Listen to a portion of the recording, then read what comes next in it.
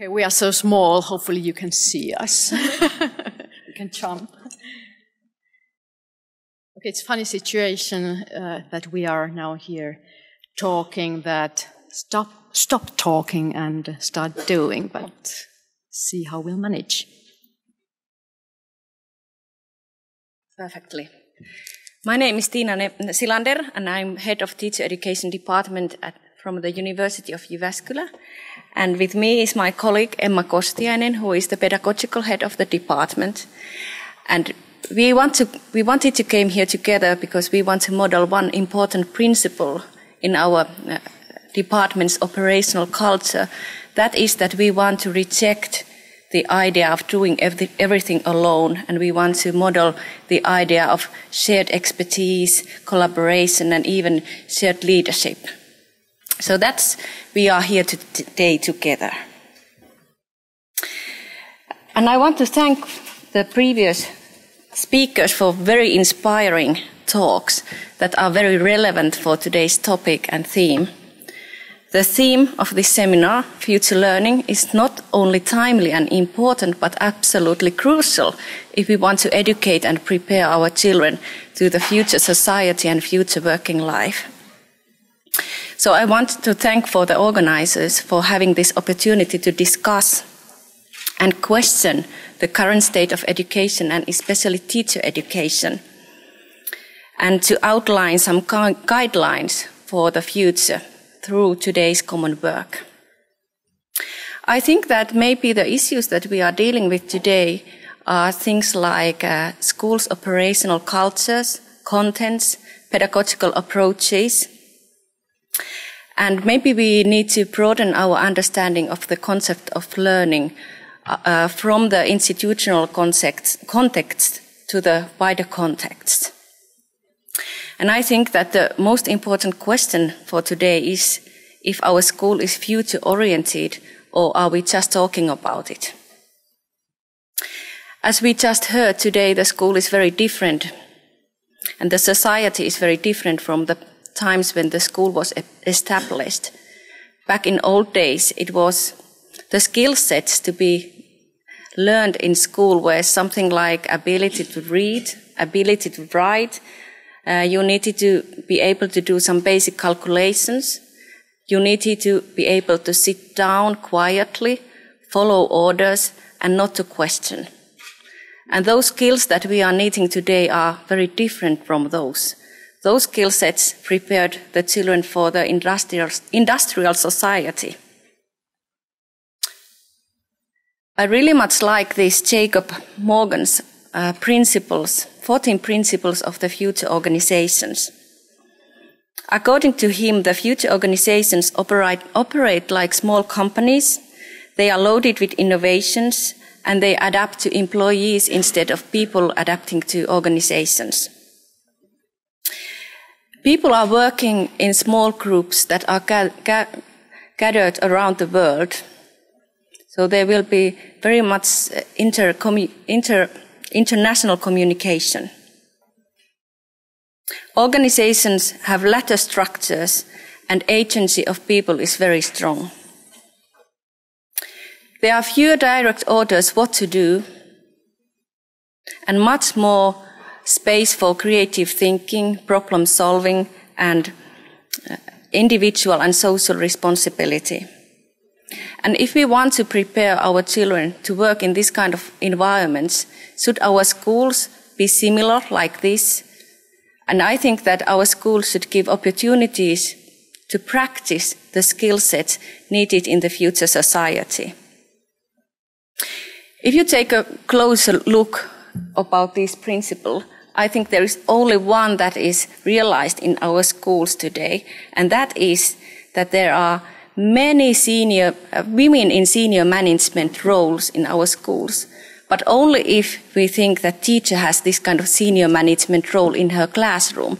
But if we look the gender variation between principals, our picture is totally different. We have male overrepresentations in the senior management positions. So we are now facing a very important and fundamental question. Do we have the world's best school, new school, or do we have the world's best old school? Although Finland has succeeded and was very highly ranked in international assessments, the fact is that the last big reform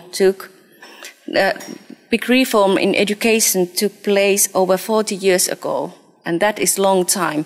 I was a child back in that time, and we only have 2 TV channels, and I couldn't even imagine of having my own cell phone.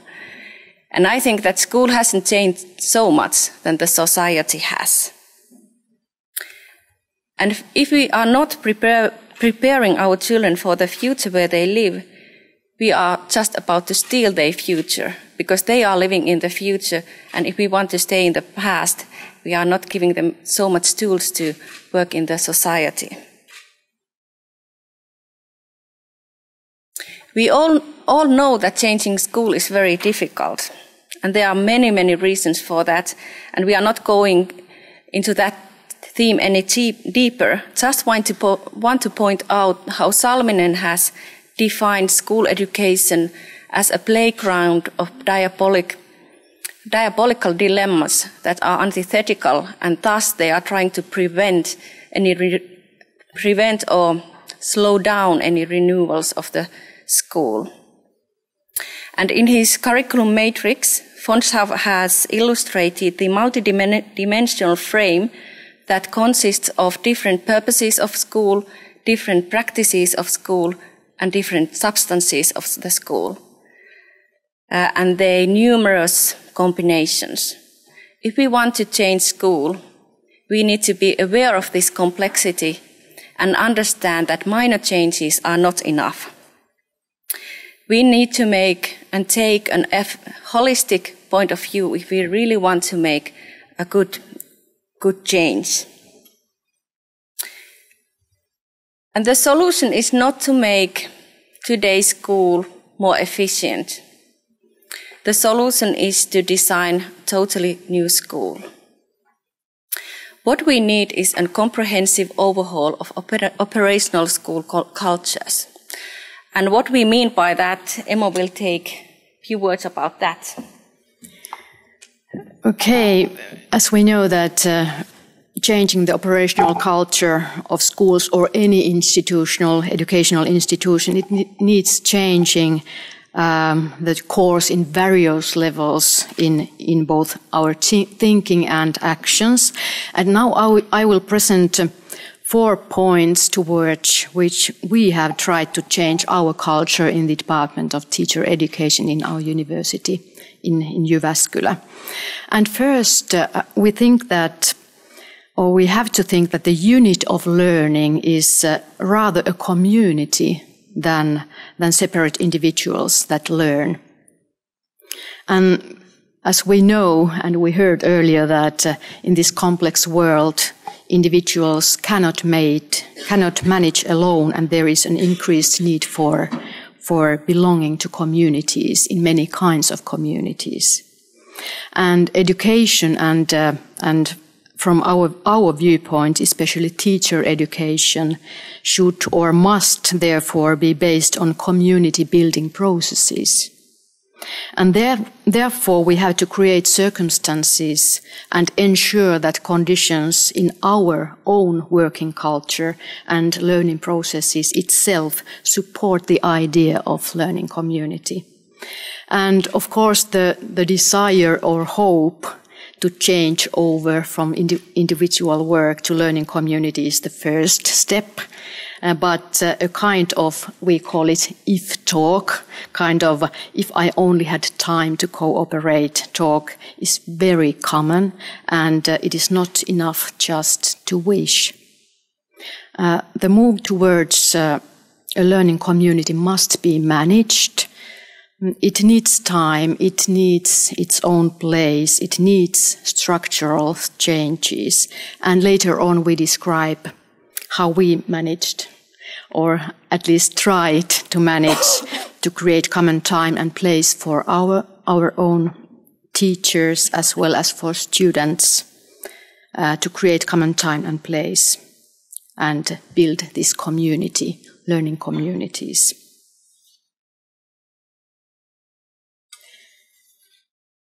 Okay, second, we easily say that putting the learner at the center is the self-evident truth in our education system, or at least in our own teaching. However, we dare to argue that this is not the mainstream in Finnish education. Otherwise, it could be assumed that the Finnish children would perform better in evaluations measuring attitudes and participatory culture in schools. And we ask, is the learner really at the center if there is a tendency of having low ranking of Finnish elementary school pupils in international comparisons on how much they enjoy going to school? If the learner really is at the center, children would consider the school to be more attractive than they do now. Okay, these features in this slide may sound quite self-evident, and they are when they are written there and you see them here. But what do we have to do in order to have inspired and enthusiastic learners that share their ideas and learn from others? What we have been discussing in our department is that, do we give responsibility to our students, and do we trust our students really? And above all, putting the learner at the center means that we establish learning processes on mutual trust. And trust is not always self-evident. It also has to be learned and earned in learning processes. And third, the focus on learning must shift from subjects to phenomena. And as already Minna, Riikka, and Timo also told, when we really consider 21st century skills, those competencies we need in the modern society, already now and increasingly more in the future, the learning processes have to be based on critical thinking, creativity, social responsibility, self-direction, collaboration, and so on. And what we want to say is that we need more integrative skills than subjects. In the modern society, we need to notice connections and understand relationships and links between various factors.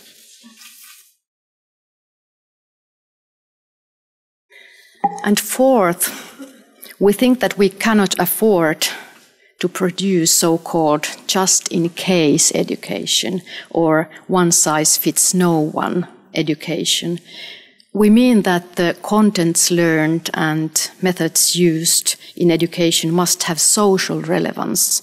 Learning has to be useful and inspiring for the learner as well as for the surrounding society.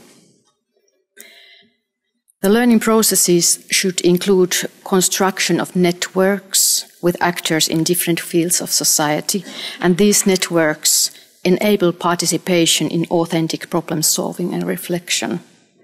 And as we know, possibilities to learn are all over, and the role of professionals in schools is more to direct and guide between the various possibilities, guide to choose the sources of knowledge, to be critical, encourage learners to be creative on their path of learning.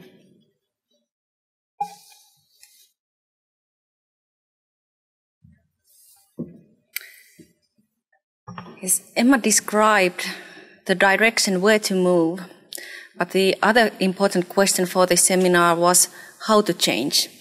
And our easy answer is to change by doing. In our society, we have a tendency to write piles of documents and plan after planning. But what we really need is a change in practices. We need to change how the things are being done, and we need to move from words to deeds. And by modeling this kind of culture of renewing practices by doing during teacher education, we believe that we give tools to our teachers to change practices at school, to change the school culture. To support the idea of changing practices by doing, we have launched a slogan, "Think big, experiment boldly," as a guiding principle for our department. And this means that we support the culture of experimenting, daring, tolerating uncertainty and changing instead of constant requirement of being right, constant requirement of knowing. Through experiments, we create future. We want to extend our perspective from present and immediate future to long-term future. If our perspective is short, we usually only see obstacles for changing. We are too tightly involved in current situation, current institutes and current regulations. However, the world is changing from static state to dynamic agility and from structured systems into open systems. And we aim to organize our education in a way that prepares our students to work in this kind of environments and to meet the challenges they face in these kind of environments. We create learning opportunities in which students have to engage themselves in situations where there are no right answers, no exact paths to follow, and in situations when finding the relevant question is an important part of the learning process. We do not offer the same kind of education for the whole age group. The idea of same for everybody doesn't support the principle or idea of personalized learning, personal inspiration. We have divided the age cohort into smaller teams, and each team has a theme that structures their teacherhood. So there can be, and there will be, different implementations of the same curriculum. They are learning in a different way. And these kind of small groups are very flexible in doing experimentations. And by doing that, we also want to model our students that it is okay to do differently. It's not okay always to follow the mainstream and mainstream thinking. And we have found that engagement of the students is very high. They are highly motivated. And their ability to work in teams is it's of high quality. An important part of the work of these teams is to work with authentic school contexts and with the whole society.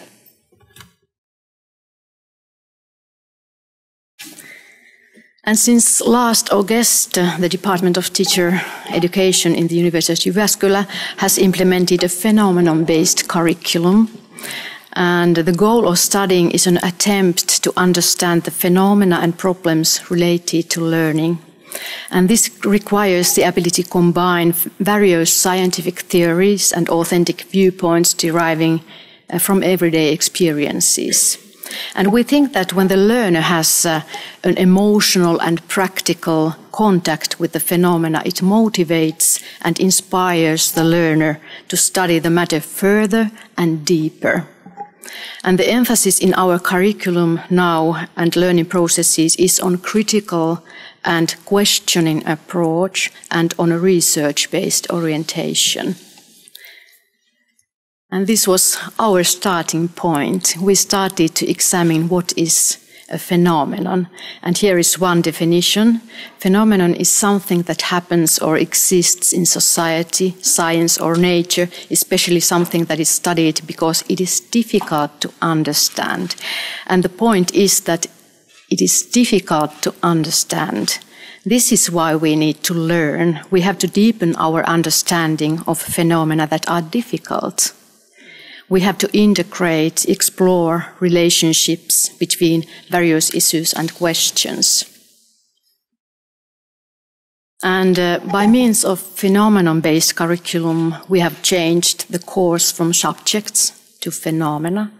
we see that an in-depth study of few, not so many, but few phenomena in education produces a broad understanding of education. And in addition, we think that when studying few but inspiring phenomena, it leads our students to relevant theory. We don't have to teach the theory, because the aim is to understand those difficult problems they face in teachers' work. And these are our phenomena areas in our curriculum: interaction and collaboration, learning and guidance, education, society and change, knowing and expertise, scientific thinking and knowledge. And our basic studies consist of these 5 phenomena courses, and these phenomena areas are examined more deeply in the subject and advanced studies in our teacher education curriculum. And at the same time, with our curriculum reform, our idea is to improve our own operational culture towards participative and interactive culture.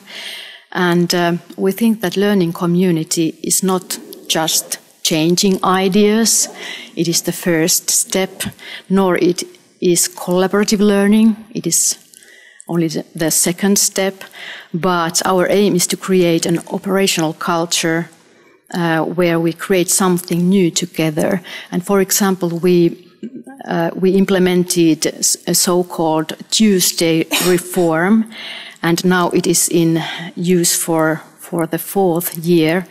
And it means that so-called normal teaching is not allowed on Tuesdays between 8 and 2 p.m. And this time, every Tuesday, is time to collaborate, think together, and experiment something new.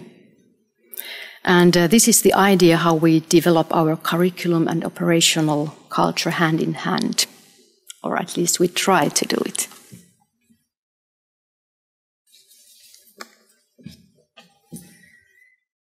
Just to conclude our talk, we all share the idea that education is the basis for our welfare and well-being, but we are facing a major challenge nowadays, as our school is becoming outdated, if it's already not being outdated.